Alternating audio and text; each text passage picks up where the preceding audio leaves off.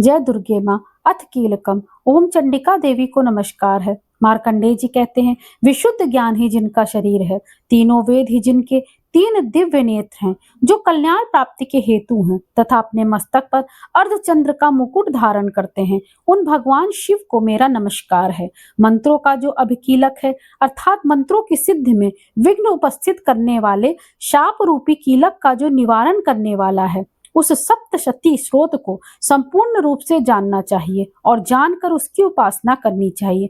यद्यपि सप्तशती के अतिरिक्त अन्य मंत्रों के जप में भी जो निरंतर लगा रहता है, वह भी कल्याण का भागी होता है। उसके भी उच्चाटन आदि कर्म सिद्ध होते हैं तथा उसे भी समस्त दुर्लभ वस्तुओं की प्राप्ति हो जाती है। तथापि जो अन्य मंत्रों का जप न करके केवल इस सप्तशती नामक स्रोत से ही देवी की स्तुति करते हैं, उन्हें स्तुति मात्र से ही सच्चिदानंद स्वरूपिणी देवी सिद्ध हो जाती हैं। उन्हें अपने कार्य की सिद्धि के लिए मंत्र, औषधि और अन्य किसी साधन के उपयोग की आवश्यकता नहीं रहती।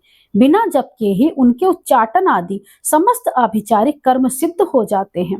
इतना ही नहीं, उनकी संपूर्ण अभीष्ट वस्तुएं भी सिद्ध होती हैं। लोगों के मन में शंका थी कि जब केवल सप्तशती की उपासना से अथवा सप्तशती को छोड़कर अन्य मंत्रों की उपासना से भी समान रूप से सब कार्य सिद्ध होते हैं, तब इनमें श्रेष्ठ कौन सा साधन है। लोगों की शंका को सामने रखकर भगवान शंकर ने अपने पास आए हुए जिज्ञासुओं को समझाया कि यह सप्तशती नामक संपूर्ण स्रोत ही सर्वश्रेष्ठ तथा कल्याणमय है। तदनंतर भगवती चंडिका के सप्तशती नामक स्रोत को महादेव जी ने गुप्त कर दिया। सप्तशती के पाठ से जो पुण्य प्राप्त होता है, उसकी कभी समाप्ति नहीं होती, किंतु अन्य मंत्रों के जप जन्य पुण्य की समाप्ति हो जाती है। अतः भगवान शिव ने अन्य मंत्रों की अपेक्षा जो सप्तशती की श्रेष्ठता का निर्णय किया, उसे यथार्थ ही जानना चाहिए। अन्य मंत्रों का जप करने वाला पुरुष भी यदि सप्तशती के स्रोत तथा जप का अनुष्ठान कर ले, तो वह भी पूर्ण रूप से ही कल्याण का भागी होता है। इसमें तनिक भी संदेह नहीं है।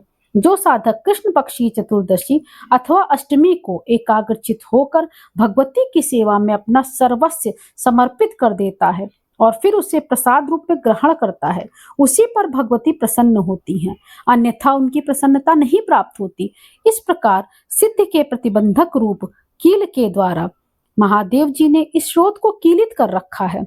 जो पूर्वोक्त रीति से निष्कीलन करके इस सप्तशती स्रोत का प्रतिदिन स्पष्ट उच्चारण पूर्वक पाठ करता है, वह मनुष्य सिद्ध हो जाता है। वही देवी का पार्षद होता है और वही गंधर्व होता है। सर्वत्र विचरते रहने पर भी इस संसार में उसे कहीं भी कोई भय नहीं होता। वह अपमृत्यु के वश में नहीं पड़ता और देह त्यागने के अनंतर मोक्ष प्राप्त कर लेता है। अतः कीलन को जानकर उसका परिहार करके ही सप्तशती का पाठ आरंभ करें। जो ऐसा नहीं करता, उसका नाश हो जाता है।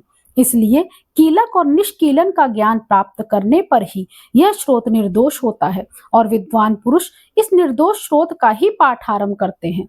स्त्रियों में जो कुछ भी सौभाग्य अति दृष्टिगोचर होता है, वह सब देवी के प्रसाद का ही फल है। अतः इस कल्याणमय स्रोत का सदा जप करना चाहिए। इस स्रोत का मंद स्वर में पाठ करने पर स्वल्प फल की प्राप्ति होती है और उच्च स्वर से पाठ करने पर पूर्ण फल की सिद्धि होती है। अतः उच्च स्वर से ही इसका पाठ आरंभ करें। जिनके प्रसाद से ऐश्वर्य, सौभाग्य, आरोग्य, संपत्ति, शत्रुनाश और परम मोक्ष की सिद्धि होती है, उन कल्याणमयी जगदम्बा की स्तुति मनुष्य क्यों नहीं करते। इति देव्या कीलक श्रोतम संपूर्णम। बोलो दुर्गा मैया की जय।